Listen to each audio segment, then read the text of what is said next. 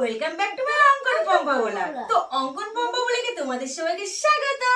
তো চলো এই কাঁঠালটা কিন্তু আমরা কিনিনি, মানে আমার বাবা 500 টাকা দিয়েছিল অঙ্কনকে আম কাঁঠাল কিনতে।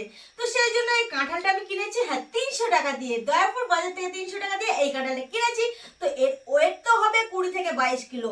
জানি না, এটা মনে হয় দেখতে একটু ছোট ছোট লাগছে, তো 20 থেকে 22 কিলোর মতো হতে পারে।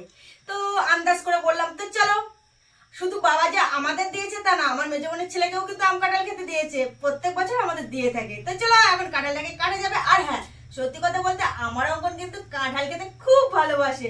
মানে এরকম কাঁঠাল কি কতদিনে হয়ে যাবে? 4 দিনে হয়ে যাবে। এই কাঁঠাল আমার কাছে একদিনই সাপাই। হ্যাঁ, এটা মিথ্যে কথা। দুদিন হ্যাঁ, 2 দিন মানে হাতটা চলতে মানে খাওয়া যাবে। হ্যাঁ, 3 দিন, দেখা যাক কতদিনে লাগছে। তো চলো অত ফাট না বাকি, কাঁঠালটা এখন কাটা যাক। জানি না কেমন হয়েছে, ভেতরটা ভালো হবে কি খারাপ হবে। আসলে বিয়ের তালে পরে মানে এগুলো ঠিকঠাক মানে এর দিকে নজর পড়েনি, তো এই দিকে সেই জন্য একটু নরম নরম হয়ে গেছে। তো চলো এখান থেকে কাটা স্টার্ট করা যাক।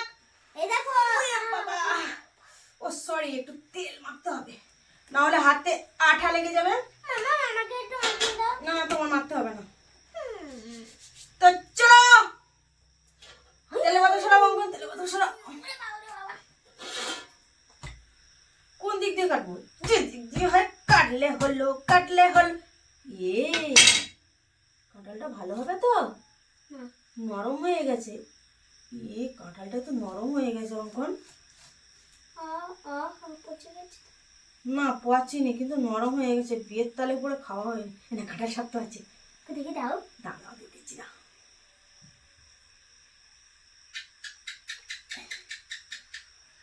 তো গাইস কত বড় কা! বাপের জন্য আমি দেখিনি। এই বাপের জন্মে দেখিসনি কেন? তোকে কাঁঠাল খাওয়াইনি? হ্যাঁ, এত বড় কা আমি বাপের জন্য দেখিনি। বাপের জন্মে দেখিনি, তোকে কাঁঠাল খাওয়াইনি এমন ভাবে বলছিস? খাইয়েছে। তাহলে ওইভাবে বললি কেন? এর থেকে বড় কা খাইয়েছে। তাহলে ওটাও কেন বললি তুই?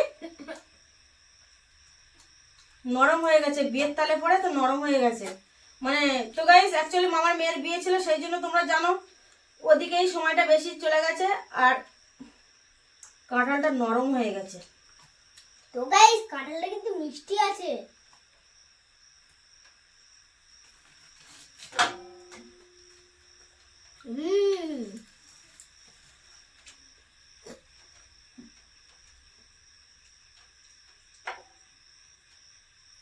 তো গাইস আমি একটা কথা বুঝতে পারলাম না, এত বড় কা কিন্তু এইটুকুনি বিচি, দানা। এইটুকুনি দানা। বুঝতেই পারলাম না, বলো মামা। এই পৃথিবীটা মানে কি পৃথিবীটা কি? অন্যরকম। হ্যাঁ, পৃথিবীটা অন্যরকম। কি রে? তবে ওই দিন 70 টাকার কাঁঠাল কিনে অনেকগুলো ক হয়েছিল, সে হিসেবে মনে হয় মিষ্টি আছে। বাবা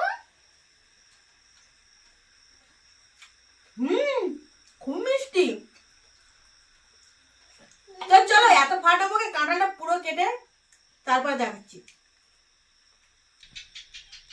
তো গাইস দেখতে পাচ্ছ কাঁঠালটা এক সাইডে একটু নরম হয়ে গেছে, সেই জন্য একটু প্রবলেম হয়ে যাচ্ছে, মানে ফটাফট তুলতে পারছি না। সেই কতক্ষণ ধরে কাটছি আর এখনো পর্যন্ত কমপ্লিট করতে পারিনি। হ্যাঁ, এখানে এক কৌটো আছে, এই যে লাল ডাব্বা, আর এখানে তুলছি এখনো প্রায় হাফ এখনো থেকে গেছে। তো চলো এগুলো সব ফ্রিজের মধ্যে রাখবো। আর সত্যি কথা বলতে ফ্রিজ থেকে কাঁঠাল বার করে খেতে খেতে হেভি মজা লাগে, কেননা ওই যে হালকা ঠান্ডা হালকা মিষ্টি লাগে না, হেভি লাগে। আমরা এমনি কাঁঠাল জাস্ট এইভাবে শুধু কম খাই, ফ্রিজ থেকে বার করে খাই, হেভি মজা লাগে। দুপুরের সময় যদি রোদের সময় একটু বের করে খাওয়া যায় তো আরো। তো চলো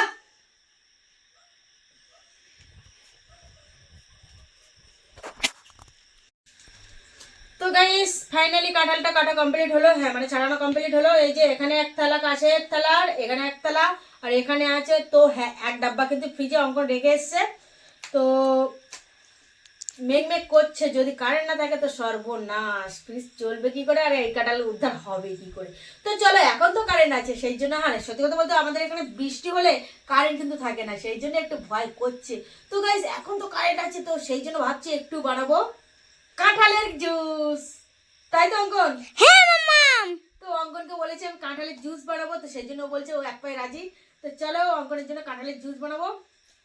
তো চলো এগুলো এখন ফেলে দিয়ে আসি, পাশে গাড্ডা আছে, ওই গাড্ডায় ফেলে দিয়ে আসি। তো আমি এইভাবে দিচ্ছি, তার কারণ এর ভিতরে অঙ্কন কিছু কাঁঠালের দানা খেয়ে রেখে দিয়েছে, যেগুলো আমি বার করে নিচ্ছি, নাহলে থালা সমেত দিয়ে দিতাম। কেননা ওই কাঁঠালের দানার তরকারিতে হেভি লাগে, তো ও কাঁঠালে কিছুই বাদ যায় না, সেই জন্য ওইগুলো বেছে নেবো, এই যে এই দানাগুলো। তো চলো।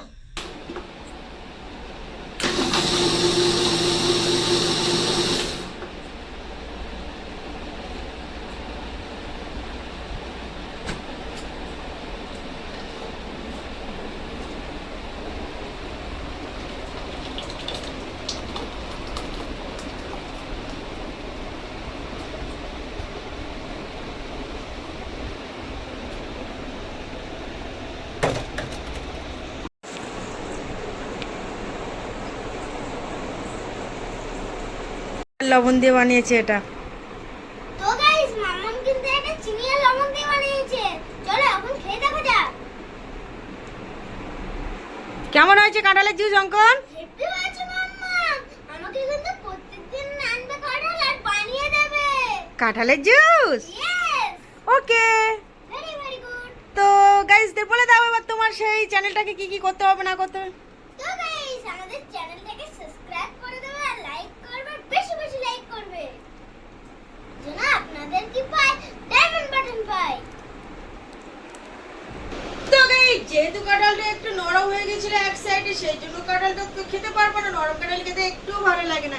তো সঙ্গে সঙ্গে মাথায় বুদ্ধি চলে আসলো, আরে বাঙালি তাছাড়া সুন্দরবনের মানুষ, সেই জন্য একটা মাথা ফট করে বুদ্ধি চলে আসলো, এত টাকা দেবো না, 300 টাকা দিয়ে কাঁঠাল কিনে সেই কাঁঠাল নষ্ট করে ফেলে দেবো।